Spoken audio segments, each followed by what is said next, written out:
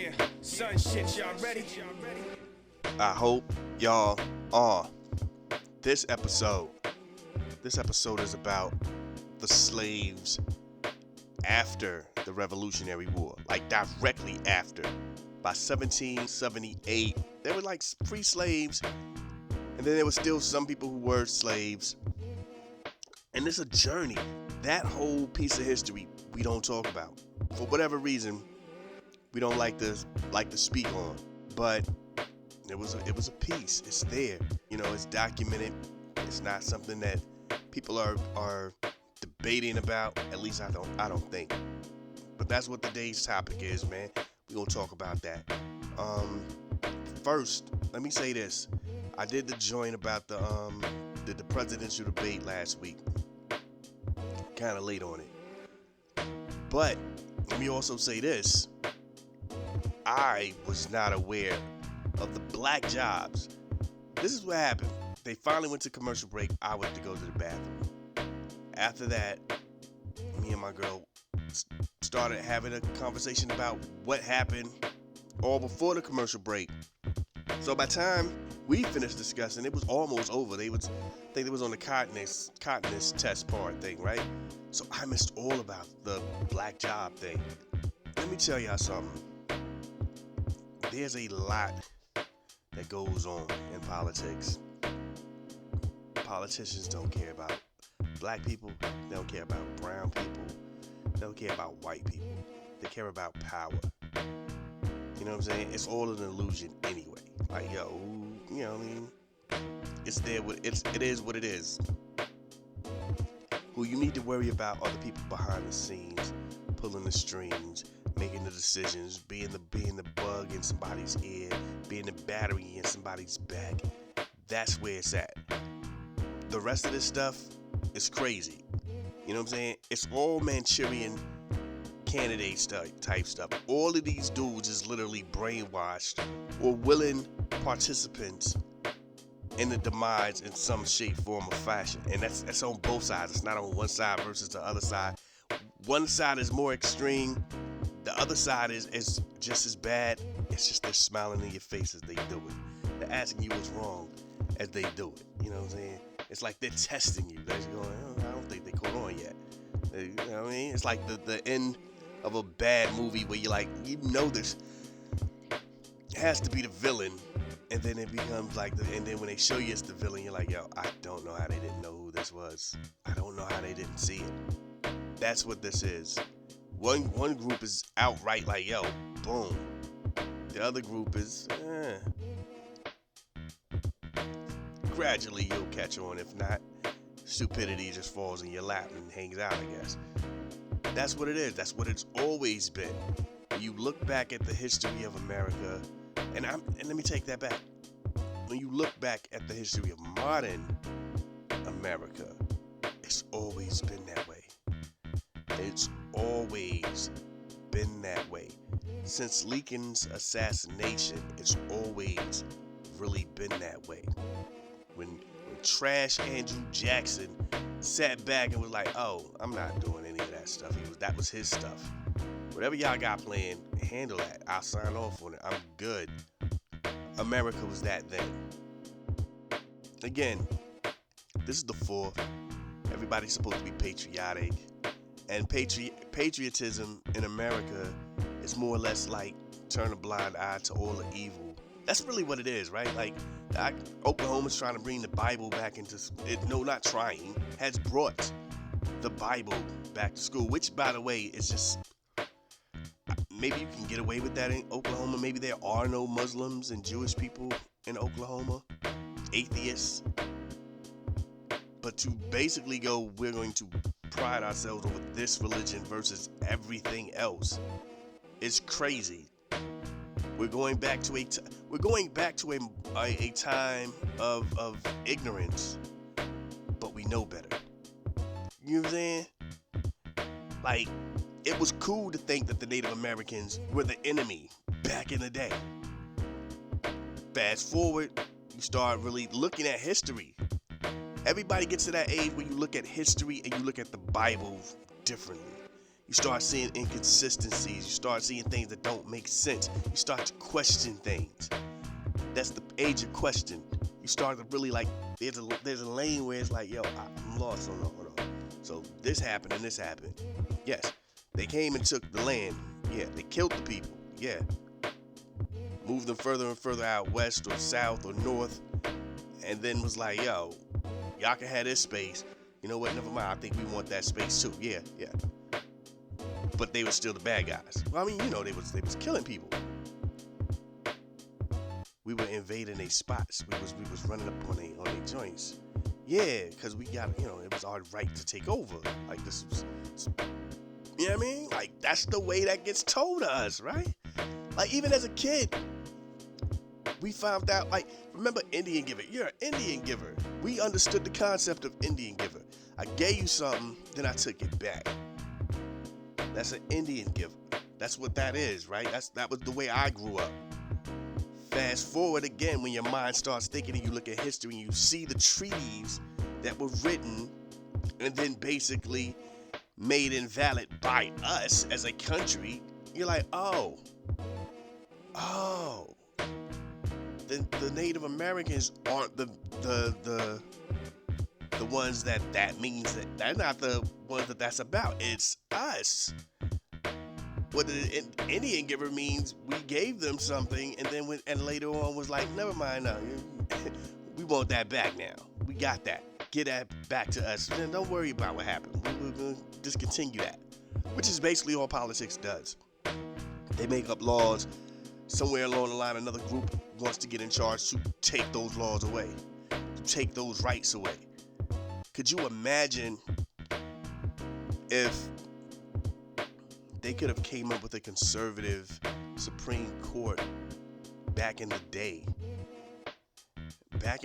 and then they had the right to go back and revote and bring up the whole concept of the civil rights, and then go, man, take it away again. They can do that. They're doing that with stuff now. They're doing that with stuff now. Nothing is sacred. Nothing is etched in stone. And again, the contradicting thing is, well, times change, you know, and Second Amendment is etched in stone. Times change. Dudes was out here talking about you got the right to bear arms when you never knew who you was going against. Like, they was Native Americans, they were the Spaniards, they were the French. You know what I'm saying? You never knew about a slave uprising. You know, man, animals was of abundance. You know, you get out there in the middle of anywhere, try to make you a house, and some animal comes rolling up like, yo, what is this? I smell something. What's going on? You know what I mean? The founding fathers could never expected that disgruntled white guys would just grab assault rifles and walk into Target, and children who felt like, yo, this is a cool outfit I'm gonna wear, and then got joked on, was like, oh, for real? I got you. Come back the next day and shoot up the whole school. We figure stuff out when we want to. We don't when we, you know, people, the game is crazy right now. All of this is wild. And when you're a kid and you experience this, as you grow up, you look at the country honestly. White people are the villains / white people are the anti-heroes, self-proclaimed heroes, vilified by the victims. You know what I'm saying? If you're a victim of the Americans, they're the villains. The story that they're writing, all of that happened to make us the greatest country in the world. See what I'm saying? We're all in this together. We all have the same history. It affects us all differently, but we all have the same history. I think that's the thing that people get mad about too. White people get upset. They're like, they make us look bad. It makes the country look bad. You know what I'm saying? Slavery is an American issue. You just happen to have family that who didn't go through it. Many black people have family members who went through it. Different. Native Americans have families who went through what they went through. That's the difference. Mexicans who were then the Spaniards have their issue. Everybody got their thing in this one country. It's just you guys' great struggles and triumphs are navigating through the wilderness. As we were trying to make a frontier out west and build. That was you guys' joints. As y'all were invading new territory, setting flags in new territory where you had told these people that y'all can have this, we ain't never coming out here. All of a sudden you're like, yo, I think we want to go out there. And they're like, yo, for real? Come on, man. That's America. You know what I'm saying? The Revolutionary War. There were so many things on the table. Slavery was one of those things on the table. Like, do we continue this or do they were actually out here trying to figure that out? Like, yo, hold on. So what do we do about it? And what do we do about this? Like, how do we go about slavery? And hands down, the South was like, no, we got to keep that. America became a superpower well before it even became 100 years old. It was a superpower. By the time World War I hits, we are called to help. We are that important to the global scale of the world. What are we talking about? That's us. Where do you think all that extra money comes from? Slavery. Which was always the deal. Which was always the issue with Civil War. It's like, yo, they control everything because they ain't paying their employees. They'll never run out of employees as long as they got people popping out babies. They're straight. You know what I'm saying? Like, you know how bad you gotta be to be a poor slave owner? You know how bad your farming, your land must be to be a bad slave owner? Because I get it. Yeah, everybody didn't have these golf course light plantations. Some people really did have like, yo, I got this and a couple of acres. You know what I mean? I got like 3 slaves. You know, some people didn't have like there was no like, you know what I'm saying, Candyland moment. Some people really did just have like, yo, this is it right here. It's me, like 4 people. Me, my wife, my 2 children, and I got 4 slaves. I'm about to sell one of them because I still need some stuff to get right because, I don't know, maybe I'm on some bad land. I don't know what's going on. It ain't working out like it is for Mr. Johnson down the street. That dude over there, he owned all that. You see all that right there where the trees is? Yeah, he owned all that behind the other side of the trees. I just came from over there. Yeah, he owned all that. From where on the other side of the trees to that river. Oh my God. Wow. Yeah. See, all them black people, like sometimes like when on certain nights, you could just hear all his slaves congregating and partying and having such a good time. My slaves be wanting to go over there. I be like, nah, because I don't think y'all come back. And I ain't got enough manpower. Like, he got overseers. He got like 10 dudes to watch all them slaves. And then said he offered me a job. Like, hey man, you know, I'm like, dude, I'm trying to do what you do. Everybody didn't have that land like that. Everybody wasn't popping like that. But slavery was still there. That's the thing. It was still slavery. Everybody ain't have it, but it was still there. That's how crazy the game of white supremacy is. And even people get mad about that. Everything that's white supremacy isn't this major boogeyman cloaked over with your head, pillowcase and 2 eyes and flames and burning crosses. It's the power structure. Supremacy. Supreme. It's a power structure. Again, poor white people hated black people who were free and had money. Supremacy. Like, oh, how dare this Black Wall Street maintain, and then had the nerve to do something. No. The government was like, yo, son, we got you. They too uppity anyway. Supremacy. That's what I'm talking about. That's the part of the game that y'all can't understand.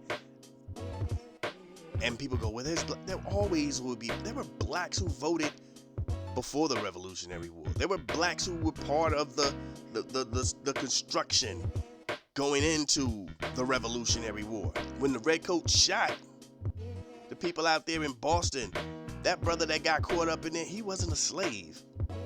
So let's not play that game. The black experience in America is as vast as the white experience. The problem is the black experience gets stereotyped into this. That's what makes the story of your man for 12 years a slave crazy. And the arrogance, and again, the white supremacy of hearing name it, because you know for a fact when that brother would speak, he didn't sound like your slaves. This brother was articulate. This brother was here. And you're just like, I know he isn't, but I'm going to proceed on as he is. And treat him as such. And how dare he speak out? He better know his role while he here. Because this will be his life now. It was the getting joy out of putting him in a place that you thought, that they thought he should have been in. It's there. That's America. You know what I'm saying? America is a great country, no doubt. The Revolutionary War was a great move, no doubt. But when we talk about the history, and we act like this joint ain't that joint, that's when y'all get a little weird. That's when y'all get a little out there. You know what I'm saying? Before I feel like I'm already talking about this stuff the whole way, right? But let me stop for a minute and say a few things about sports. So the NBA the W, I'm not cool enough to call it that because I don't care about it. I figure like if you call it the W, you gotta legitimately be out here watching these games. You can't call it the W if you're not really invested in this joint. And I'm seeing people go, oh man, it's gonna be a great All-Star game. It's really not. When you look at the ratings for that All-Star game, they're gonna be slightly up. It's gonna be the All-Stars versus Team USA. Caitlin Clark, Angel Reese made the All-Star team.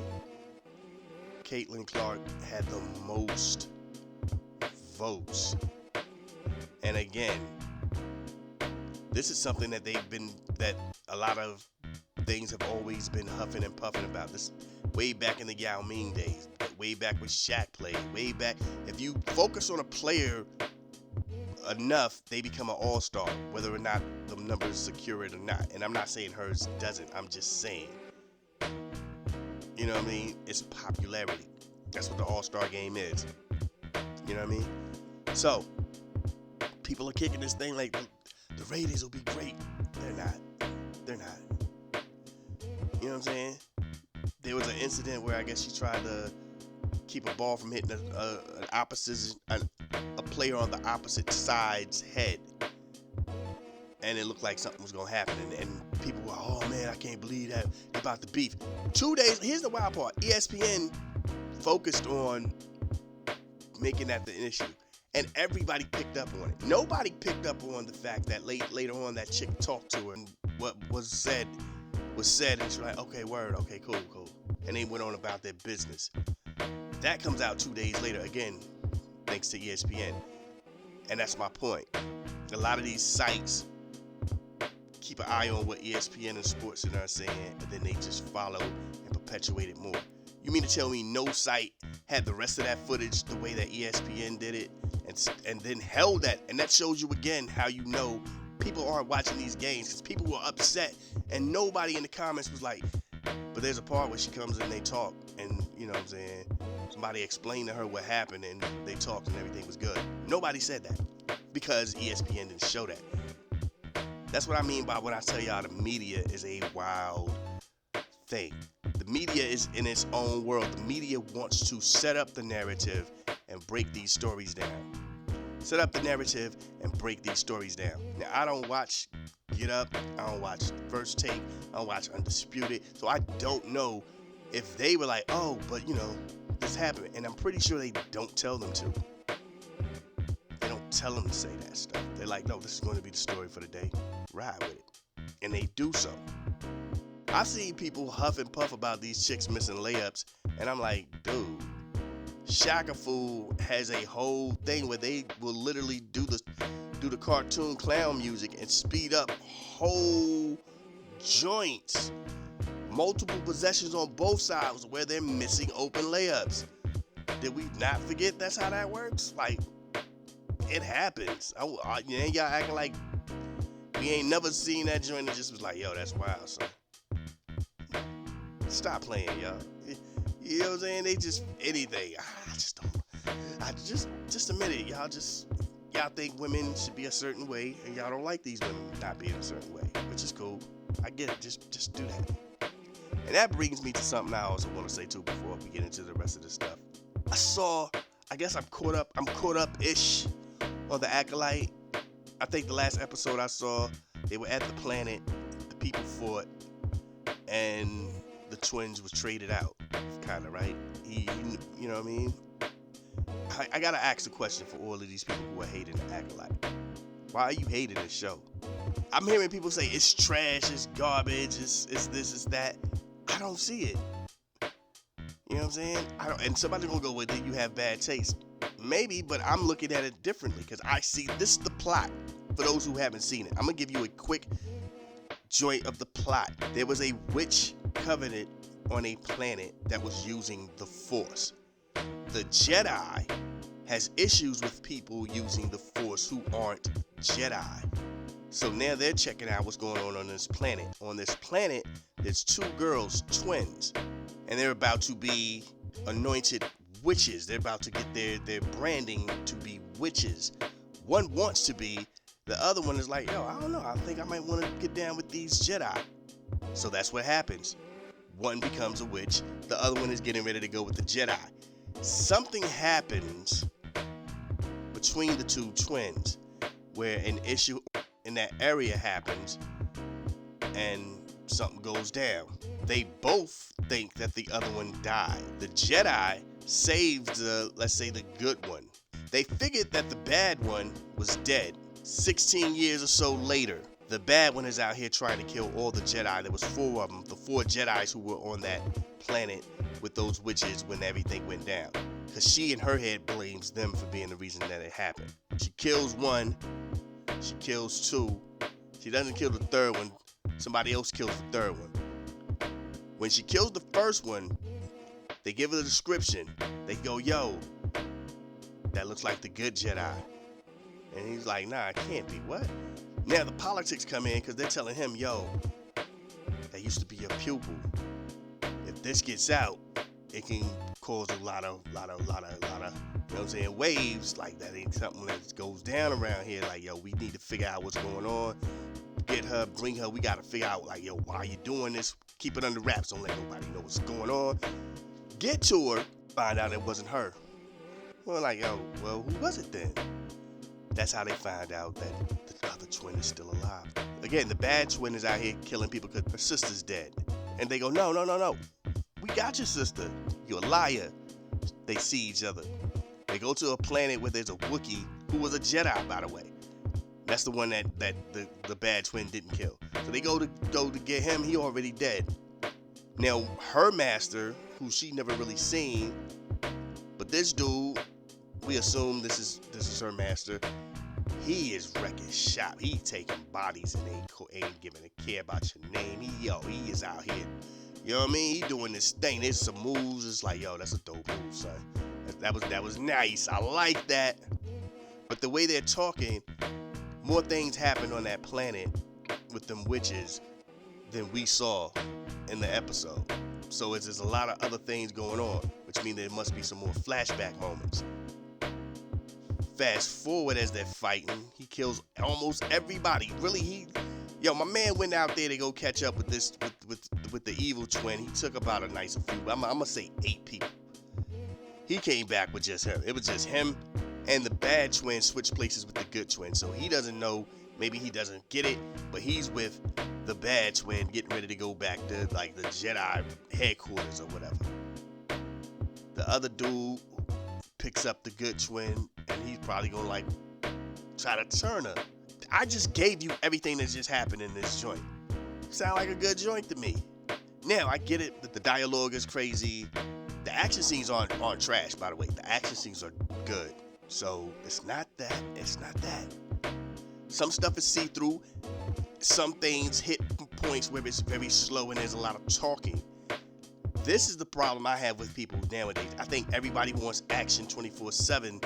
You can't have it both ways. People get mad about, like, man, there's no character development, but then when it gets slow and it's time to conversate and try to break down things and just speak on things where you gotta listen to catch these little hints. Oh man, it was boring, dog. Where the action at? You can't have it both ways. You can't go, there's no character development, but then go, I just want some action, son. Where the action at? Then there's so much action, you're like, yo, I don't even think they developed these characters for real, though. So, wow, what's really going on in so-and-so's life, son? What's up with that? You can't have it both ways. I don't see anything wrong with this. And I've been seeing stuff like, it's like the MCU. And I'm like, well, if it's about two female twins hanging out with witches, that kind of means that's the story. Somebody said there was lesbian scenes, and I'm like, I didn't see that. Like the way it looked with me with the two main witches. There was a black woman who was the mother of them, like that they were definitely her children, and then there was another one who carried them. I didn't see that as a lesbian couple. I saw that as a, I'm number one, this is my number two. You know what I'm saying? We together run this, not as a couple, but as we run this. That's Mike and Scotty. That's Kareem and Magic. You know what I'm saying? When you watch Wonder Woman, that's the queen. And then there's that one chick, you know, that her second-hand chick that was training Wonder Woman. That was the second that was the, you know what I mean? Like, I'm queen, but if there's anything, when I'm not around, you know who to holler at. That's her. I didn't see anything lesbianish about that. There's a part, I guess, where the good twin and one of the other chicks are talking with each other, and they're like, are you gonna miss me? I'm not saying I'm gonna miss you, but you know, that's friendliness. Girls bond. They're girls. You know how weird girls bond? Did we forget that? Oh, girl, it's my birthday too. Sisters. That ain't lesbianish. That's just some girls bonding over stupid stuff. You know what I'm saying? Oh my God, you watch that show too? Sisters. Stupid stuff. Girls bond over stupid stuff, and their bond is the one Jedi who's trained both of them, training one and then trained the other one. That's their bond. He saw bits and pieces of the twin in this new chick, and this new chick is wondering why he keeps this chick in his mind like that. Like, yo, what happened with you? What was the thing up? I see that you really be out here thinking about her. What's good? What's good? What's up with that? So their bond is for their admiration and respect for this dude, and they had their own thing. Unless I missed the kissing scene. You dudes is out here just hating on people of color and females. Y'all seem really weird. Y'all, I don't, you know what I mean? I read somewhere where somebody was like, there's no white people in this. It's space. First and foremost, Star Wars ain't even brave enough at this point to just go full blown all aliens. Let me take that back. They did with the Ahsoka thing. And y'all hated on that. Because not only were they all aliens, they were all female aliens. So y'all hated on that. That's basically what Star Wars is. It's like all y'all want are white dudes. White people. In space. Aliens. That's all. I'm going to leave it there. I'm not even going to say anything else. Just think about what y'all saying. Anyway. Now, let's get into this real thing right here. This is what we really here to talk about. You know what I'm I'm saying? The slaves, former slaves. Some of them were former slaves. A lot of them were former slaves after everything jumped off out there. You know what I'm saying? In the battles. You know, you had black people out there on the Bunker Hill joint. You know what I'm saying? In the Lexington joint. You know what I'm saying? 1775, they was getting it in. They played a major part in this joint. 500,000 free blacks and slaves served. You know what I mean? They served. Blacks also, by the way, in Georgia and Virginia escaped. While this was going on, they just dipped. They were like, yo, I'm out. I'm gone. Those who served were allowed to live free. Some of them, especially up north, they were. Down south, it was a different thing. Down south, it was all like, you can, but you can't stay here. So, again, a lot of them went to Florida. Some went to the Caribbeans. You know what I'm saying? Like, this is just one of those things that happen that you don't hear about. People weren't telling you about this kind of stuff all the time. Slaves were running away. Slaves were going here. Slaves was going there. And then freedom comes at a price because they weren't allowed for housing. They weren't allowed to make decisions. They weren't allowed to be part of the voting process. They weren't allowed to get certain jobs. So it was like you were just free. What do you do? Rarely do we bring that up. For whatever reason, we don't explore that. We don't even acknowledge that. And that's what I mean. Like, black history is so hit and miss. You get some pieces of it and you get other pieces. People don't want to tell you about this part. And here's the crazy part. This is the part that you would think the same white people that don't want to be villainized would bring up. Well, you know, like, after the war was over, Massachusetts and them just completely stopped slavery altogether. So what you talking about? If you were a black soldier and you were in Virginia, you were granted freedom. Your family was granted freedom. They don't tell you that because they don't know that. You know what I'm saying? If you were in Georgia, they was giving out freedom. You know, you could always go down there in Florida and hang out for a minute. They ain't telling you all that. There was families who kind of started moving towards the westish. You know what I'm saying? They ain't telling you that. They can't tell you that because, again, a lot of times it doesn't get put in the story. Nobody's telling these stories. The American history is still not explored completely. You know what I'm saying? Like the Quakers out there in Pennsylvania was like, yo, we're really not even into this slavery thing anyway. So they were out here allowing slaves to run to them. Like, yo, they're cool out here. We got them. Don't come rocking with us. We got this. You know what I'm saying? This was like even in 1772. You know what I'm saying? This was all of this while gearing up for this. You know what I'm saying? New Hampshire basically was out here outlawing slavery. New York, Jersey, they didn't even pass these until like 1799 and 1804. But they did. Now, if we had to be honest, in 1782, around the end of the Revolution, Virginia passed a law that removed the restrictions of masters to free their slaves. Like, y'all really don't have to if you don't want to. People don't understand. That was a thing. That was a movement, man. Where it was like, yo, should we even have slaves? What are we doing? And it's like, yo, they were upset that with all these slaves, the slaves would outpopulate the white people as far as free people. So they were like, we can't do that. We can't do that. Virginia was like, we don't want to do that. And so they came up with a law like, nah. Again, when I was talking about it earlier, some of these slave masters did have an abundance of black people in this area alone. Some people got a whole booklet, like they got like 50 or 60 slaves. I'm keeping that on a minimum of 60 slaves. Then the other dude who got a nice piece of land, he got about 100 slaves. Somebody else got about 20 slaves. And again, these people have like 2 kids. 3 kids. That's a family of 5. That's a family of 4. Counting their overseers, 6 to 7 people. Maybe 10 people over here. You ain't even got 30 people of white people with their families together, but you got all them slaves. They were upset about the population. Back then, they weren't even upset about them wanting to kill them.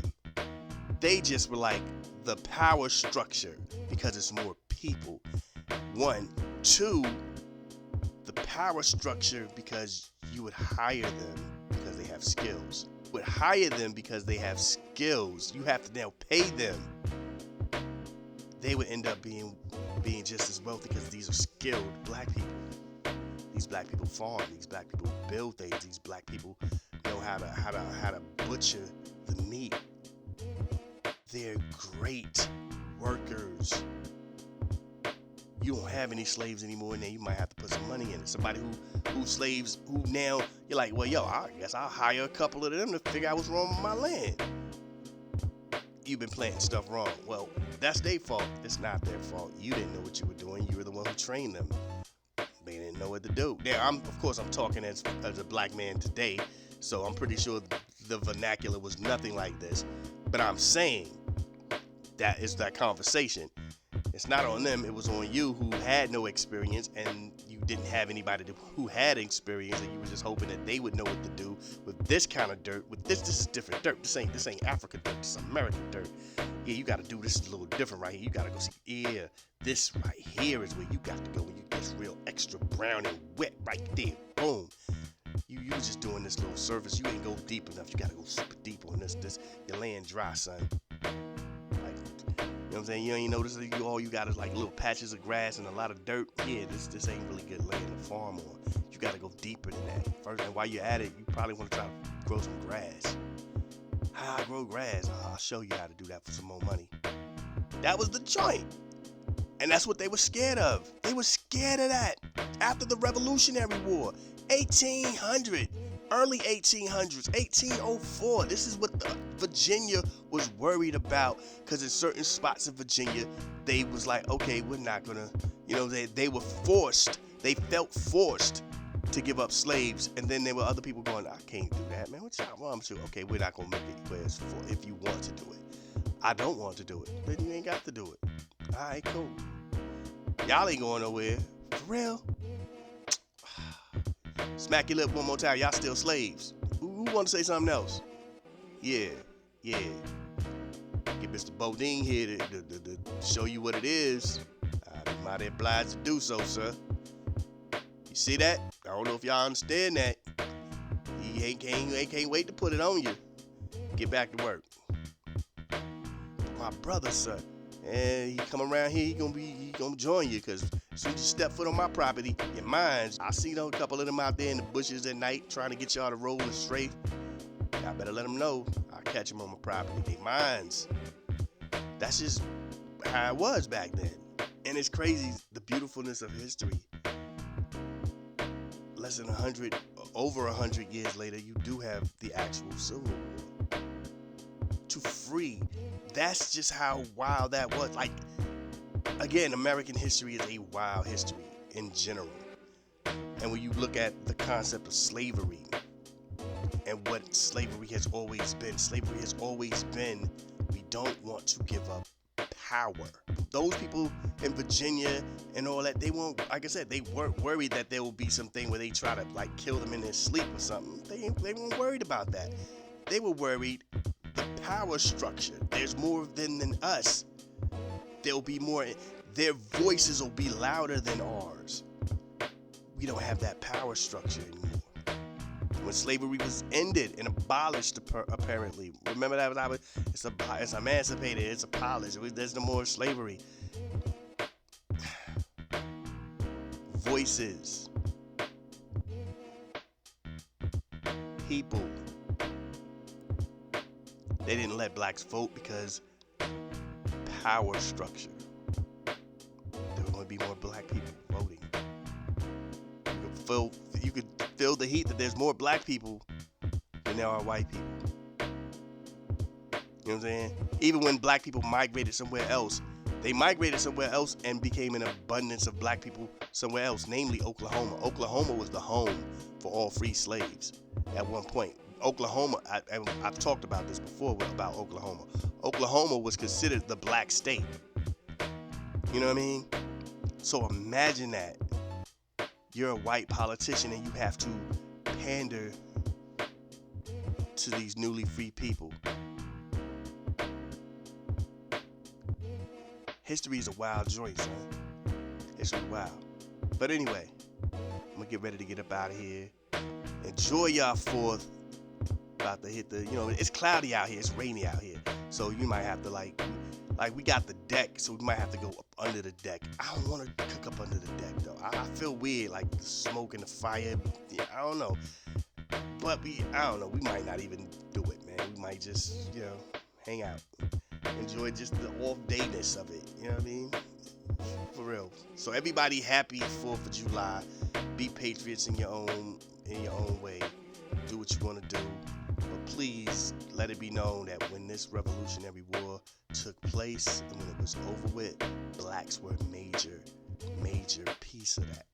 Black people were in that joint. Black people were granted freedom that served in that joint. Black people were granted freedom because a lot of times, like I said, as they're writing the Constitution out and they're trying to become a better country, they're like, what really make it better is if everybody who was here were free. And some people was like, yeah, you're right. Other people were like, not on my watch. And that's what you had. Anyway, thank y'all for rocking with me. East Coast, West Coast, worldwide. I'm already expecting a lot of wildness to come from this. Like, you don't know about this. And people would be like, yo, what about this such and such? Yeah, son. You don't understand you don't understand, man, his American history. You guys always try to, I don't understand that. Nobody wants to rewrite history. People just want to expose the whole history.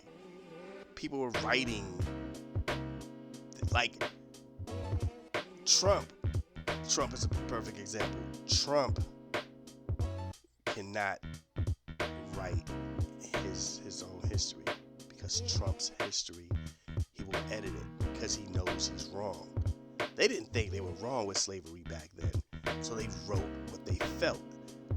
If they knew fast forward that slavery would be considered wrong, they would edit it.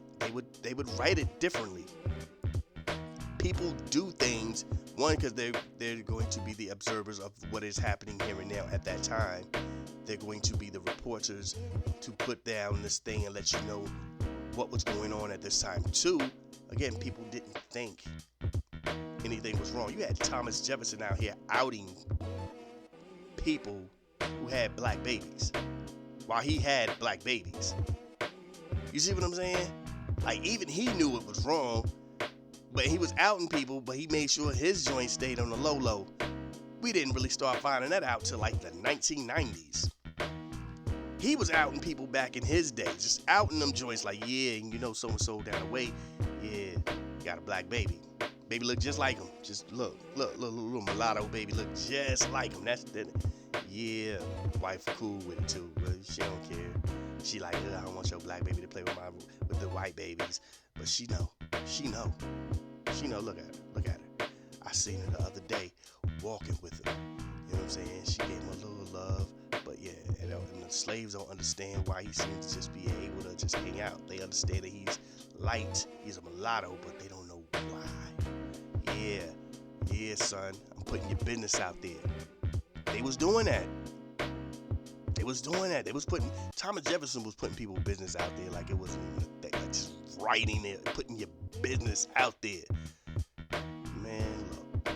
But anyway, that ain't even about to get up out of here. That's a whole nother story. East Coast, West Coast, worldwide, Lost Boys. Yeah, salute to the Lost Boys, man. Salute. Rest in peace to Freaky Ty. And because there's no clip, they say you only live once. That's a lie. You only die once. So anytime that your God allows you to get out here and continue your journey, please show the world the best version of you. Let's do what we do.